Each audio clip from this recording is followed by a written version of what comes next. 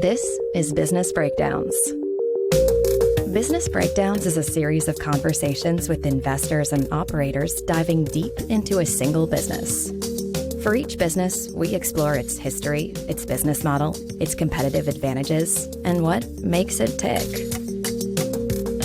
We believe every business has lessons and secrets that investors and operators can learn from, and we are here to bring them to you. To find more episodes of Breakdowns, check out joincolossus.com. All opinions expressed by hosts and podcast guests are solely their own opinions. Hosts, podcast guests, their employers, or affiliates may maintain positions in the securities discussed in this podcast. This podcast is for informational purposes only and should not be relied upon as a basis for investment decisions. I'm Zack Fuss, and today we're breaking down the U.S. marina industry. In the U.S., there are more than 11,000 marinas, grossing over $6 billion in sales. To break down the industry, I'm joined by David Chesner, co-CEO of Grove Point Marinas, and Josh Koplewicz, the managing partner of Thayer Street Partners. Today, there is a 12-to-1 ratio of registered boats versus the supply of rentable wet slips and dry storage spaces. Zoning regulations lead to limited supply growth, which has led to a sustained backdrop of strong, profitable growth for the industry. The industry grew through both the great financial crisis and the COVID pandemic. It's fragmented and is currently evolving from a largely local and independent model to one that is increasingly institutionalizing as an asset class. This is lowering the industry's cost of capital and helping to finance greater industry growth.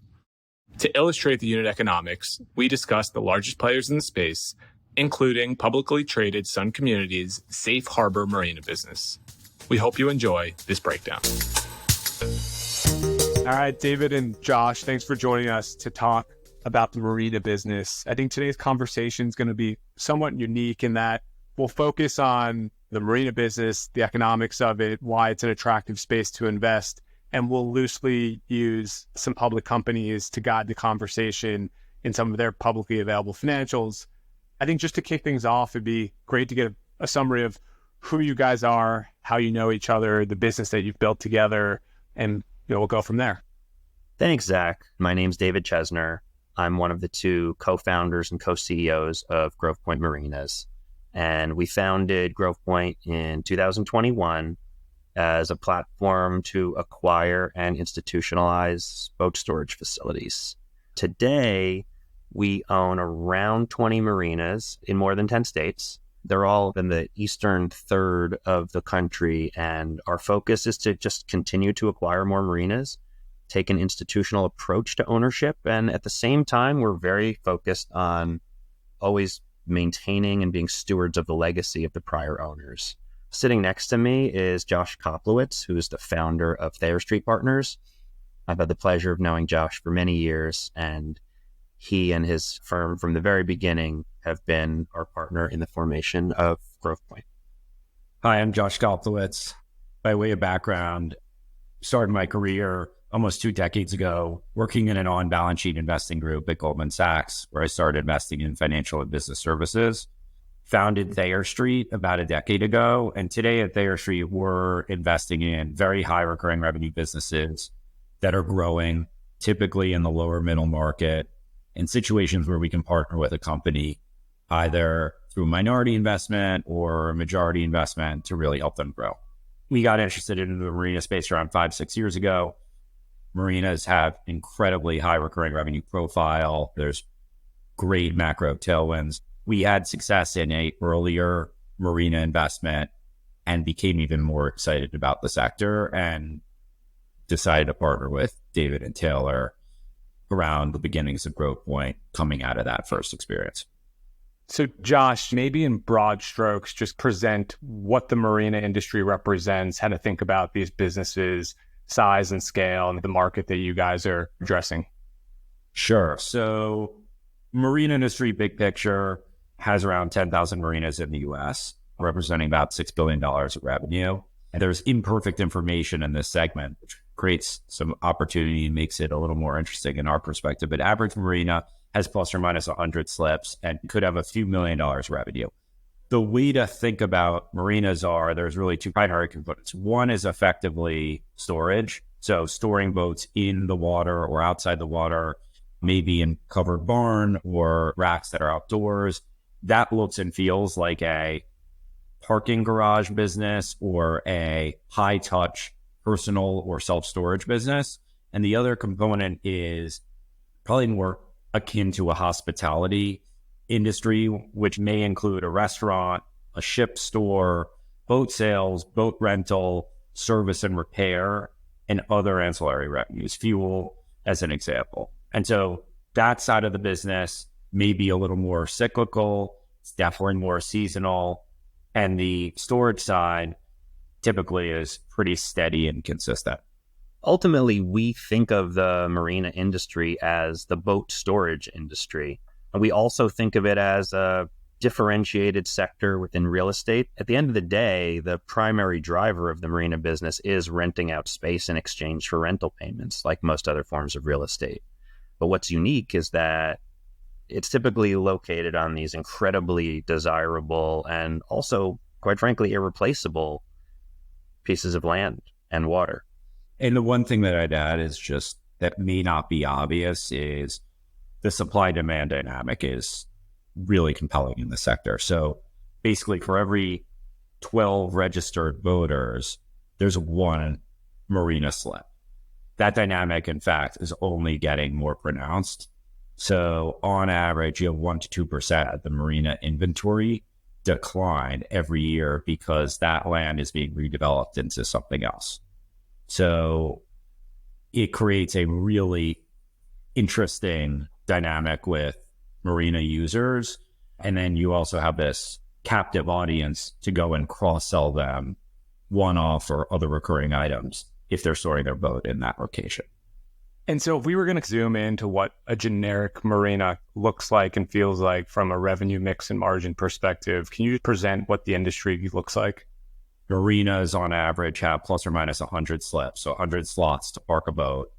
And it will have a mix of revenue where somewhere between 30 and 80% of the revenue generated will come from storage-related fees. So that could be an annual or seasonal subscription that they're paying to park their boat there. And the balance of the revenues are going to come from those less recurring items, such as boat rental, repair, restaurant, boat store, fuel, etc. Depending on your location, cost per slip is going to vary tremendously. And depending on the nature of the boats that are stored, you may have some variance as well. So average marina is generating a couple $1 million of revenue, could be $1 to $6 million of revenue. And we're seeing these marinas perform such that they may have a 30 to 40% EBITDA margin. That margin is going to vary and may exceed or fall below the range based on the mix of revenue that they're generating at the site. Yeah, so if you think about a storage-focused marina, that storage revenue runs at 100% gross margin, and then depending on the size of the operation, would typically only require a few in personnel, maybe a general manager and a few dock hands on the labor side. You, of course, always will have typical fixed real estate costs such as property taxes, insurance, utilities, and a little repair and maintenance. But what you're left with is a really stable, high-margin business that also grows nicely over time. And you end up leveraging those fixed costs and growing your margins. Now, when more of the sales are derived from these auxiliary services such as fuel or service, F&B, etc., the margins are naturally lower. Now, at a marina specifically, those businesses are, I think, better than those businesses are outside of a marina because you have these captive customers in this ecosystem. A lot of fragmented industries with a strong legacy. There are operators who are aging and looking to sell. You guys are acquiring these marinas and presumably managing them exceptionally well and improving the operations of the businesses and benefiting from scale. Can you just explain how, once you acquire these businesses, you can implement some best practices to help create a stronger moat around what you're building? Yeah, absolutely, Zach. So this is us specifically, but first and foremost, when we take over a marina, we work really hard to maintain the legacy that was created beforehand. The immediate ways to make improvements that clean up a marina are, I would say, adding slips. Often you can add wet, you can build dry, and it's fairly easy to gauge based on wait lists and demand before acquiring the marina. And then another thing we always do is update the obsolete. So that could be reorienting or increasing the linear feet in order to accommodate larger boats, which then command higher rental rates and also allow for a higher boat customer. And then generally speaking, we always increase the quality of the facility and the customer experience. So that would just be upgrading bars and restaurants and adding retail and restaurant spaces, upgrading the service offerings, beautifying the landscaping, adding in boat clubs. And just for an example, we have a large property in Kentucky where we upgraded to high-speed fiber and installed wireless infrastructure so everyone could go off cable and into wireless. It required capital that the prior owner either didn't have the time or resources to invest into. And this not only gave customers an upgrade to streaming services versus cable, but also became much more cost efficient for us on a go-forward basis. And then just to give another example, we have a property in Alabama where we had some land that was available to bring in a new restaurant. And so we brought in a really renowned local restaurant operator to run it. And it just totally elevated the entire feeling and energy of the customer experience. I think you guys have done a good job highlighting the supply-demand dynamics and why it's a compelling investment area. I guess I'd be curious, from a build versus buy perspective, my guess is that it is not particularly easy to go find waterfront property and build a marina. Curious to the extent that you guys have had success pursuing such a strategy, and if not, why is it such that all you can do is acquire, and how do you think about the environment as a function of that? So to date, we have not done a ground-up development opportunity. We have evaluated them, but it's just not seemed that the economics have made as much sense as buying already in-place cash flows, or at least the risk-reward on that has not seemed to make enough sense for us at this moment. But as far as the challenges associated with development, they're very significant between stringent regulation and limits on available land, environmental protection laws, and of course, capital intensity.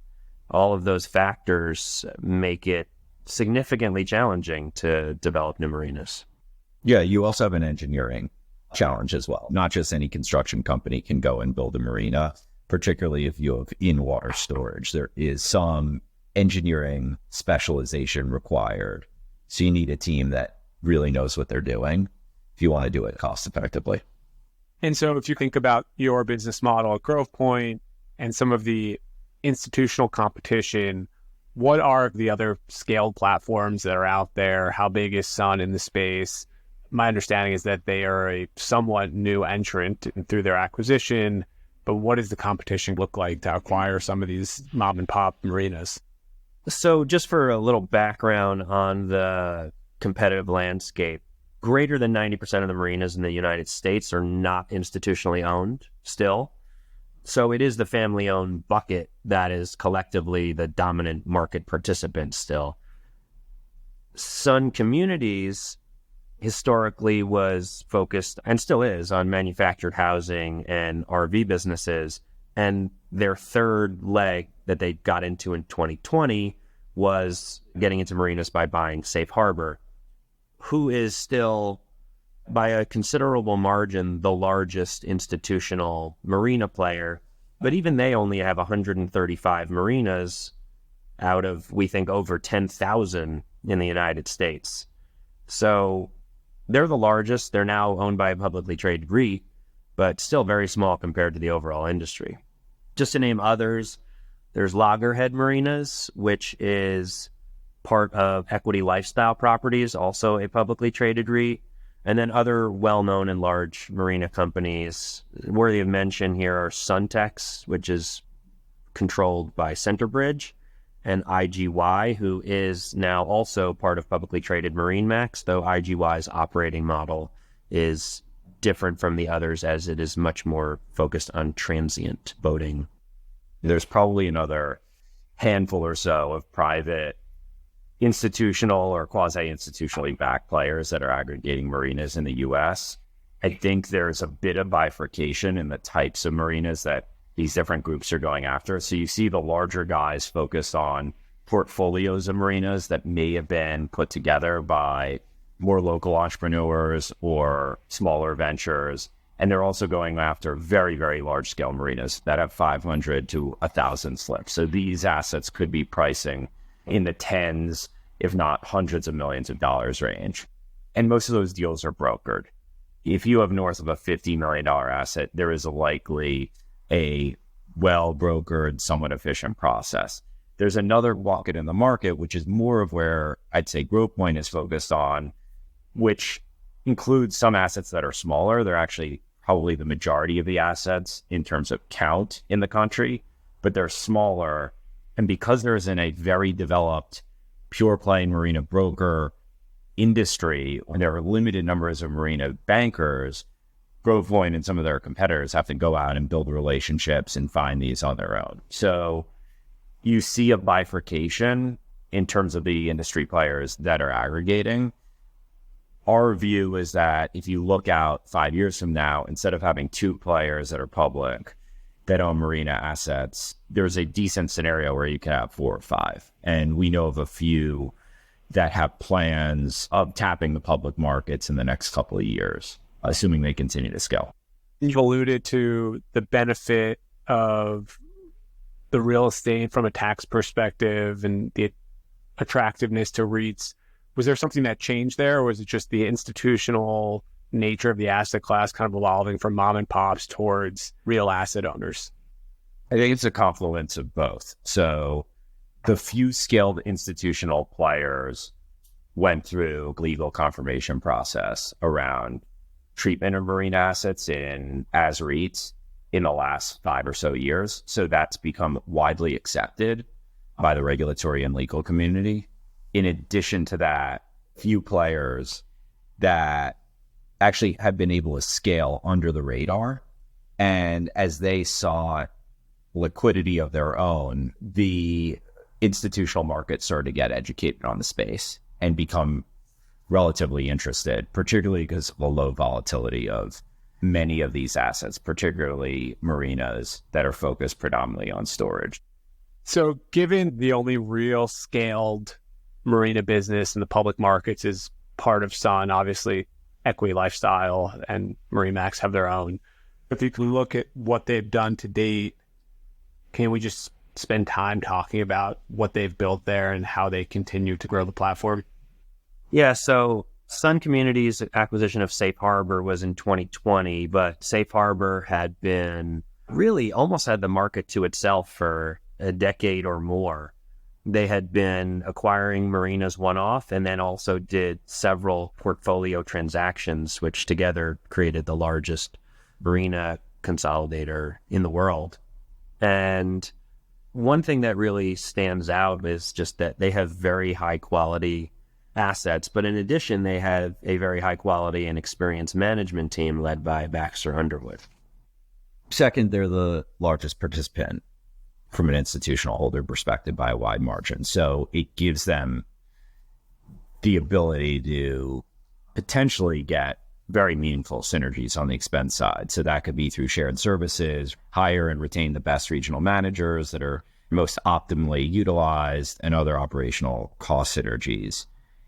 And while it's only, call it 30-ish% of their revenue mix, it appears to be the fastest growing part of their business. And we would probably surmise that they'll be able to grow the revenue on a high single-digit basis and maybe cash flow on a low double-digit basis organically. And frankly, they're best positioned to be great acquirers of smaller portfolios and one-off large assets. I think the other thing that's interesting to note is not dissimilar from a lot of other great assets in the industry. Safe Harbor Marinas, I think the stat is 90% of their marinas have a multi-year wait list for members to join. So you have a loyal customer base that has approaching a 10-year duration. They can actually do interesting things to service the same customer across multiple different marinas, which is unique. We're not aware of other marina platforms that do that. And they can use some of the structural impediments that exist in the industry to their advantage. And if you evaluate the cost of capital advantage of being scaled in the space, along with some of the ostensible network effects, should you have marinas in highly sought after waterfront areas, what types of advantages does scale lend to these businesses? The most obvious that's pertinent in today's market is debt. So if you are a scaled player, you have a multi-billion-dollar value portfolio, big banks will take your call. Bankers will work with you to do a syndicated debt deal or ABS, or over time, we think more sophisticated credit facilities. And you're going to be able to tap the debt capital markets in a more efficient and robust way, more consistently over time. We see tremendous benefit to Grove Point, but a company that's as large as Safe Harbor with roughly 140 marina network sees it even more so. And if you own a single marina, it might not be beneficial or economical to dedicate time and resources towards high quality software, aggregating data on software. But with scale, you can afford to spread these costs and investments amongst a diversified asset base. And that ends up leading to the ability to improve the customer offering and also providing attractive ROIs. And so with the scaled platform, we think, certainly seeing in our experience, that business works and runs better.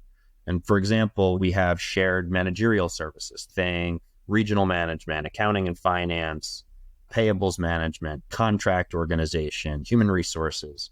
It enables us to make capital investments and improvements and expansions that might maybe hinder the first year or two of cash flow, but greatly enhance it in later years.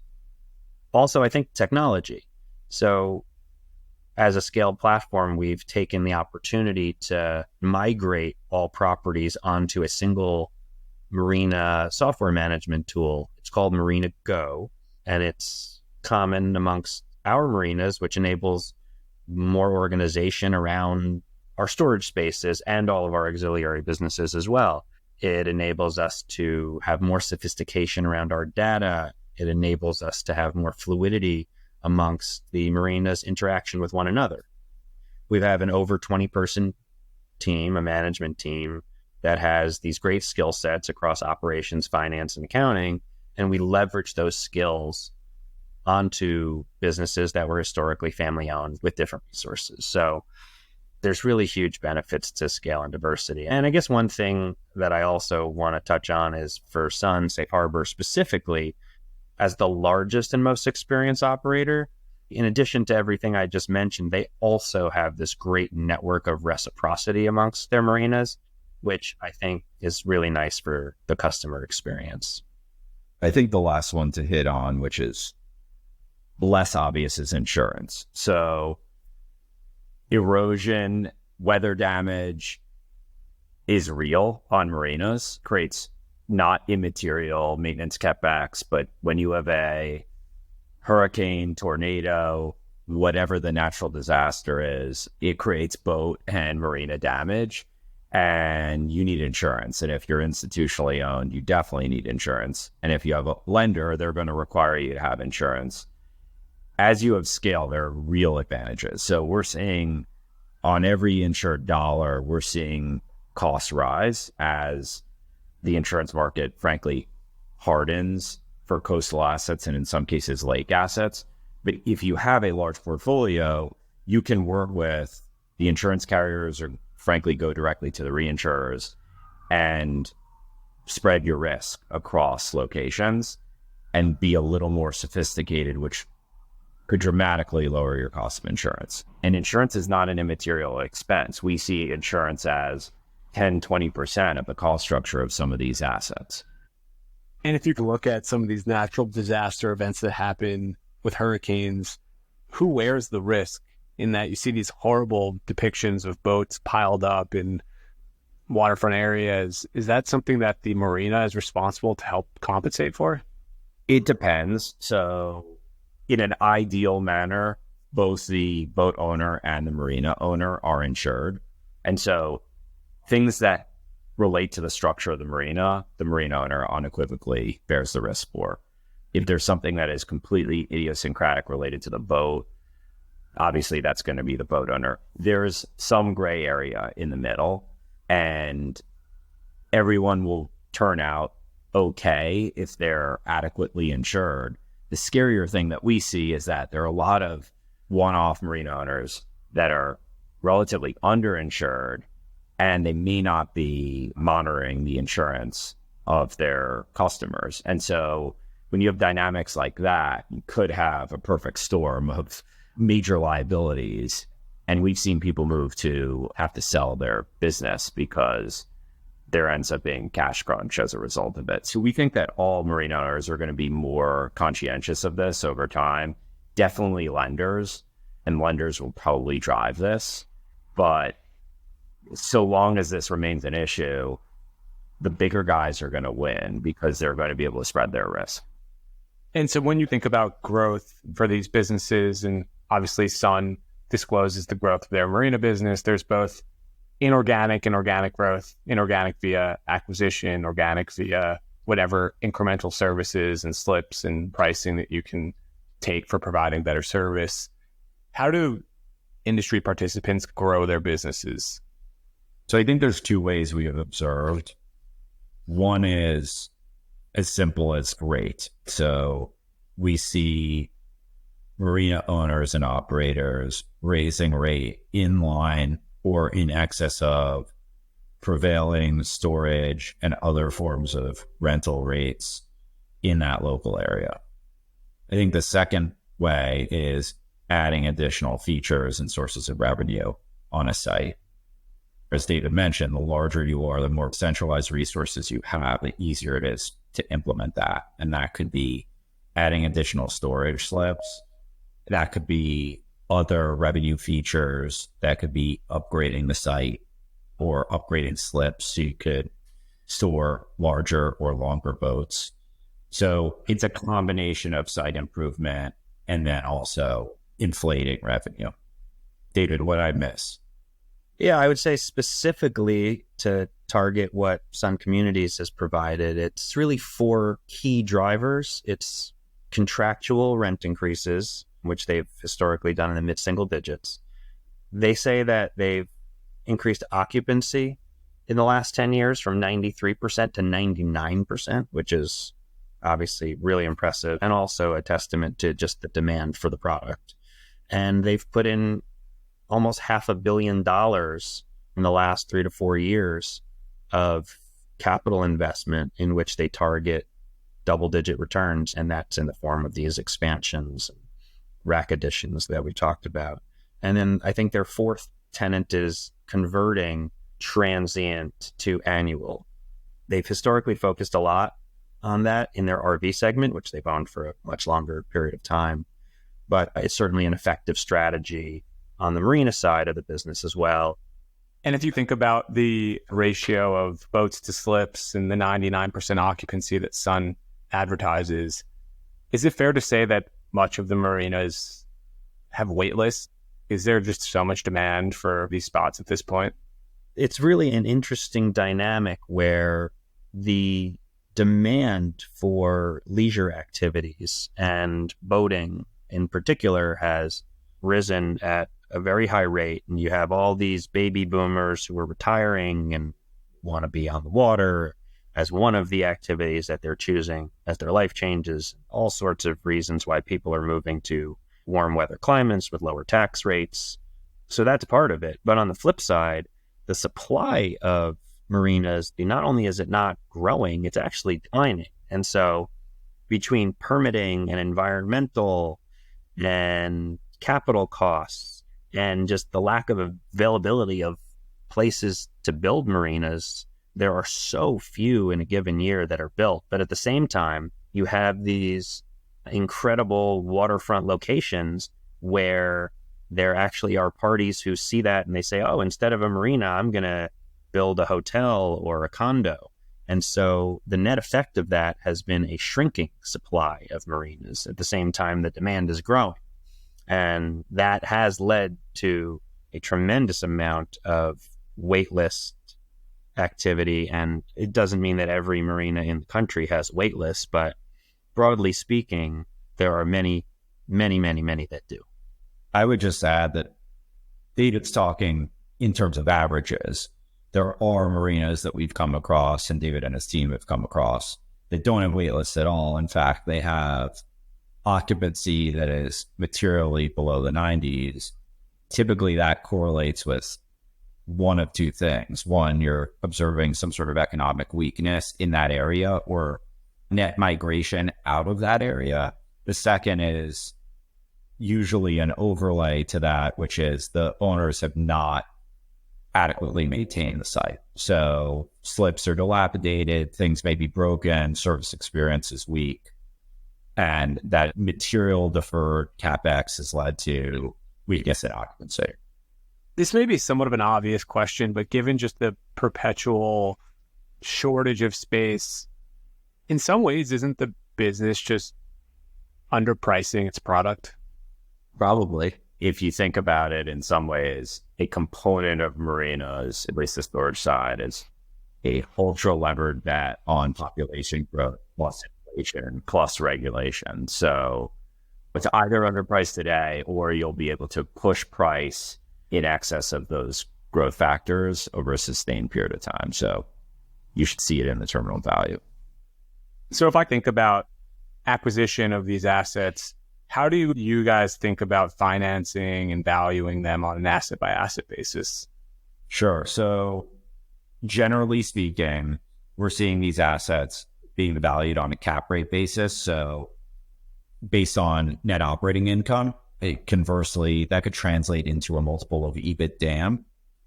But historically, we're seeing smaller assets trade at between a 7 and 8% cap rate based on in-place cash flows, where larger assets will trade closer to a 6, maybe greater.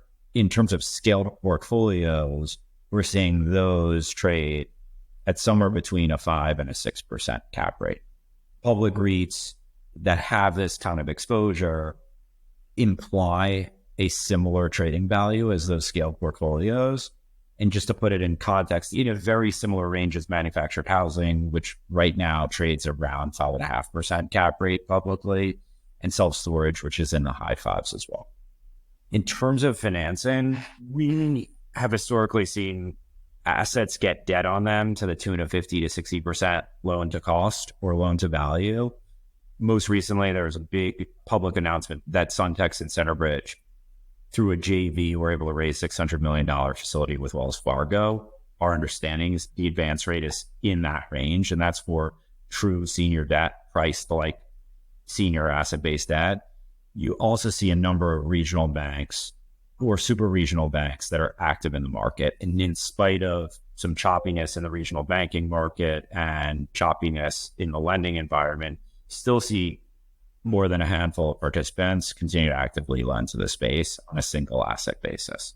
But it does have a fairly local focus in that case. And if you think about the durability of these assets, I'm curious what business performance for marinas looked like through times of economic distress. Presumably, COVID was unique, the financial crisis being the last example prior to that. What does performance look like? It's a great question, Zach, and it's something that actually really attracted all of us to this industry. So, as you suggested, the last two significant macroeconomic serious headwinds were both the Great Financial Crisis as well as COVID. And the Great Financial Crisis, of course, there were some marinas, businesses that did not make it, but industry-wide, we actually saw in studying the data that the occupancy did not decline through the Great Financial Crisis. And in fact, over the course of over a year, rates also did not decline. Some of the auxiliary businesses were hit a little bit harder, but the storage component was incredibly resilient. And then in COVID actually ended up being a huge tailwind for the industry. Cultural change to people focusing on leisure and entertainment and being outdoors and moving to locations where they could spend more time outside and on their boats, etc., proved to be a huge structural change in the utilization of these properties. And so just reflecting on some of that, I don't think I have a good appreciation for how long a customer tends to stick with their marina. Presumably, if I own a boat a couple miles from my home, I'm not really moving around marinas. I don't know if there's generally local competition, but what is that customer relationship like? Typically, as you described it, which is that someone lives nearby, there's only a select number of opportunities. In fact, in one market that we're entering very shortly, every marina nearby is actually on 25-year wait lists. So it's almost a full generation until you can get your boat into one of these slips. And of course, not every market's identical, but broadly speaking, people tend to stay for a very, very long period of time, and attrition is very low because it's an important component of these people's lives, and there's just not many opportunities to have a place to put your boat. And what do the contracts look like? Are they monthly, annual, multi-year? For the marinas that we acquire, the vast majority of contracts are annual. There are also occasionally some monthly contracts and often a few slips that are set aside for transient stays, which, while more fleeting on a per day basis, actually you charge a significantly higher rate. And so when you kind of evaluate the industry itself, obviously you've got an aging population, you've got, using the parlance of cars, you've got a boat park that is growing at 12 to 1 relative to the demand for slips to the supply of boats. Clearly there's steady pricing, costs are somewhat predictable. What are the key risks in evaluating the industry that you guys have to be conscious of? I would say number one, and we touched on it before, is just climate risks that can lead to more frequent and severe weather events, which can damage marinas and boats. And there's changes in water levels and droughts in certain regions, not in any of the regions we're actually in, but broadly speaking, that does exist. But to mitigate that risk, we've made sure to be properly insured and geographically diversified. And so at any one time, we think the impact from such type of events should be minimal. I'd say another bullet point on the bear case would just be that consumers may cut discretionary spending during economic downturns, and that might include recreational activities such as boating. And then, broadly speaking, also, lots of marinas in the U.S. have aging infrastructure, and therefore they might require significant investment for maintenance and upgrades, and there's a cost associated with modernizing a facility. And I'd say the mitigant here is, for a buyer or owner, is to just make sure that we, or whoever is the owner, does significant diligence to make sure that they're understanding that the requirements are financially feasible and able to get a return on. Typically, our concluding question in these conversations is lessons that you guys have learned through building this business that can be applied as you evaluate other investments and build other businesses, maybe from each of you, what you've learned through this and where you apply those lessons elsewhere. Yeah, obviously, when anyone's in the trenches, spending 25 hours and 8 days a week building a business, you learn tons of lessons.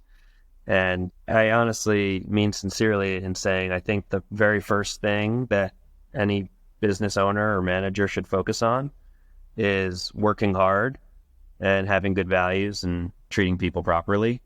That should be basic for anything in life, but I certainly believe that really applies to building a business. And then I think most founders would probably say the same thing here as well, which is just luck favors the prepared. So prepare as much as you can for every scenario and do as much diligence as you can in every situation. And you're still going to be surprised on a daily basis with something that happens at a property, with personnel. And the more prepared you are and the more ready you are to adapt to change, the more able you'll be to respond well to it. So on my side, I think the takeaways based on our success today working with Grove Point have been a fewfold. One is nailing the business model and the partner is key. I'm hopeful we can continue to do other investments or find other investments at Thayer Street that have touch on business models equivalent to, or at least close to as good as, the marina model. And then I think for roll up or asset aggregation plays, I think the big takeaway that we've seen from the team has been, one, really nailing your value add formula quickly. So even when it's just a couple assets that you have underway, refining what the playbook is to owning that asset once acquired, and what the highest priority value enhancement initiatives are that you need to tackle, and refining that and teaching that to the rest of the team and making that very repeatable is critically important. But I think the other area that we appreciate more than ever before is when you're buying assets from families, and that asset may have some emotional linkage to their legacy, the family history, memories, the local community, having a lot of integrity in the way you interface with potential sellers, the way you transact, the way you manage those assets after the fact, has a really compounding effect on your long-term success. So we've seen David and Taylor and the rest of their team get a lot of benefit from doing right by the sellers and building on that reputation. So now there are folks that are interested in selling and give Grove Point a first look or an extra hard look because they appreciate how their family legacy will be treated. And sometimes that's easy to forget when you're sitting in an office building behind an Excel spreadsheet, but it actually makes a big difference. All right, David, Josh, this is really a fascinating business. I presume that given how in the weeds you are of the day-to-day and operating these things, you could talk about it for a couple hours, but I think this is a great summation. Obviously, to the extent that people are following the story within Sun and its public peers, there's a lot of information, and we appreciate it. Thanks for having us. Thanks, Zach. It was an absolute pleasure, and we had a great time. To find more episodes of breakdowns ranging from Costco to Visa to Moderna, or to sign up for our weekly summary, check out joincolossus.com. That's JOINCOLOSSUS.com. A quick note before you go. If you are a company hiring or a candidate looking for your next opportunity, make sure to check out joincolossus.com/recruiting. We launched our recruiting efforts at the end of last year. We started working with firms that were interested in tapping into our audience. And after seeing some early success, we want to open this up to additional firms and to candidates who are proactively looking for their next opportunity. So we are mostly revolving around the investment world and the tech industry. But again, make sure to check out joincolossus.com/recruiting for more information.